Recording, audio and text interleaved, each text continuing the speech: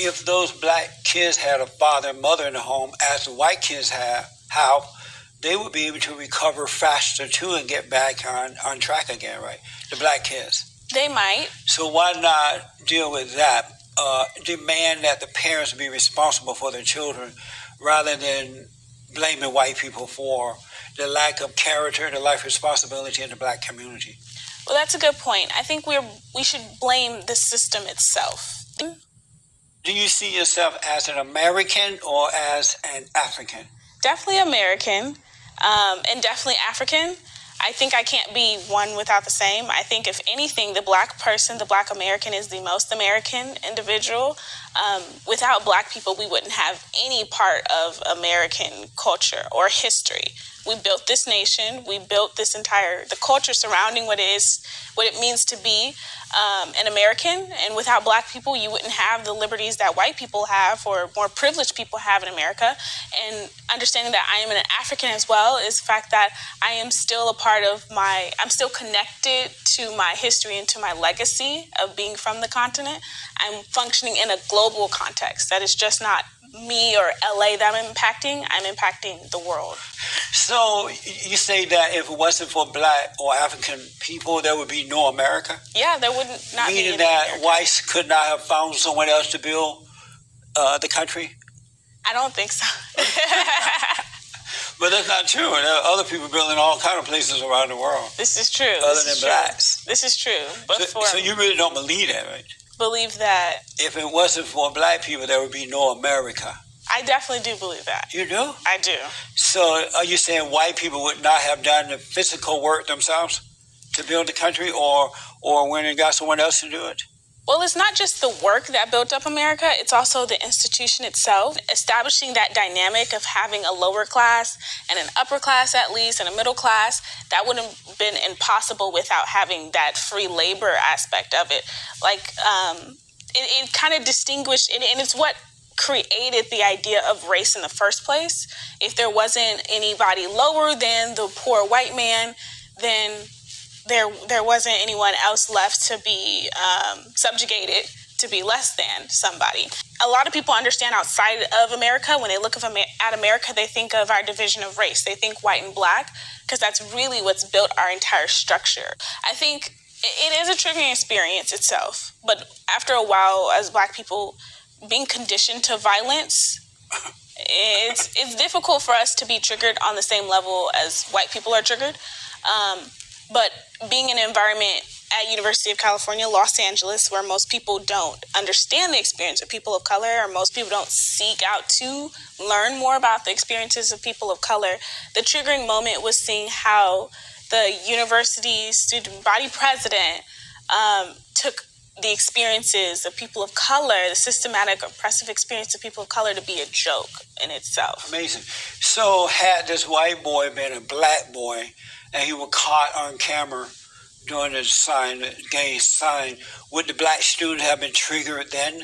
I think it would still be a problem. It would still be a problem. Knowing that your elected student leaders are making a joke out of something like this, I definitely think so. And are black students harassing white students at all, or any other students on campus? Has that happened? Yeah. I think people of color, white or black, people are always harassed no matter what. Right. But on our campus, when we are already the extreme minority. There were more going before. They took away affirmative action, right? Yes.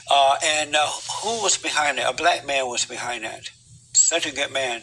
But he fought to get affirmative action out of the UC schools. And once he got it out, the numbers dropped as far as enrollment from black students. Yeah. Or Ward Conley. You ever heard that name? I think I have. Yeah, he's the one that got rid of affirmative action because he felt that it wasn't fair to other students who worked hard to get into those schools, and blacks were just getting in because of their color. Is it fair to whites and other students that blacks were let in simply because they were black? I think with affirmative action acknowledges at least the systematic oppression of people of color and the obstacles that black students and other students of color have to face that students of white privilege don't have to encounter at all. Just at least for Los Angeles, Black communities, at least, where most Black people live, are surrounded with much higher rates of poverty and crime, and also their education systems, where the tracking of students in the educational system shows that Black students are much more disadvantaged and students of color are much more disadvantaged. So I think affirmative action at least acknowledges those obstacles to level out the playing field. But the enrollment dropped after they couldn't get in based on color. Right. Had they been smart enough, they still could have gotten in if they met the qualification. But they were not up to par, so they didn't get in because they weren't smart enough.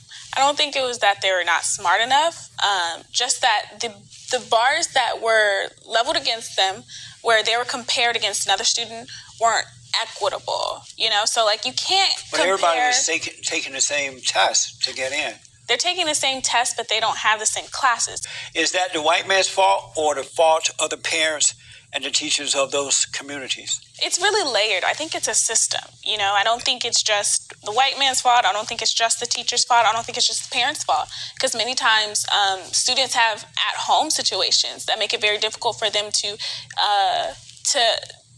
learn the same way their peer can learn in class. And the system that we have, the educational system we have, ignores that. And I don't think it doesn't make it an equitable playing field for all students.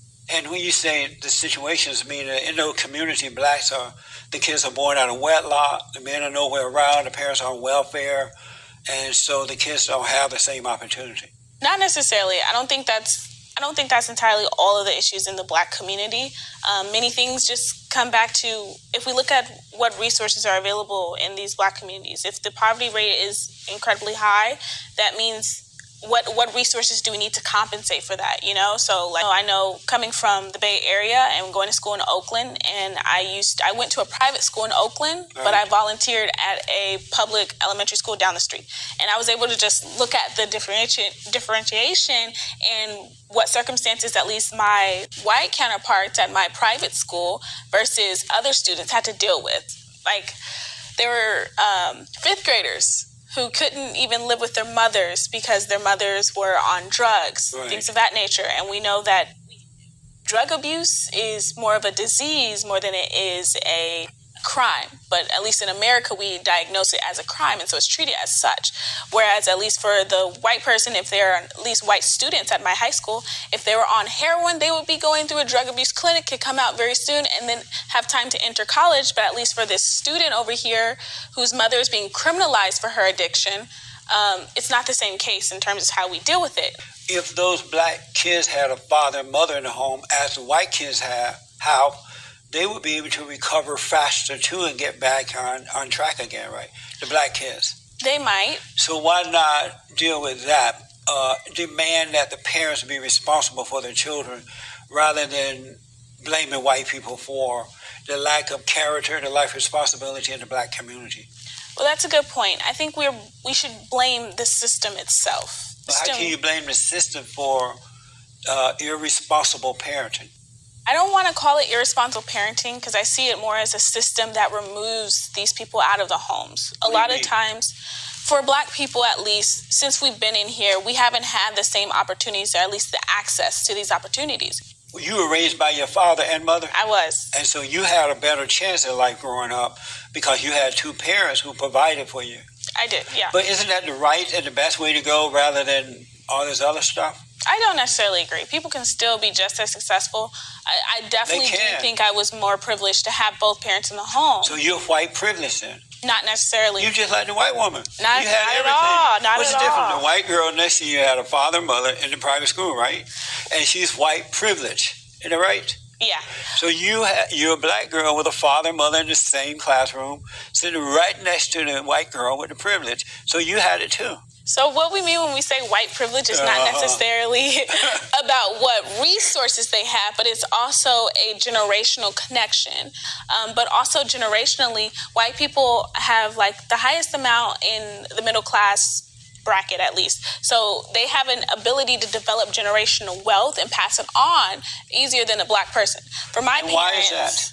Because they have how many parents in the home? Not necessarily two parents, because I have two parents, but I didn't have generational wealth. No, right, but your parents, apparently they're starting in generational wealth. because look what they've done for you and your sister.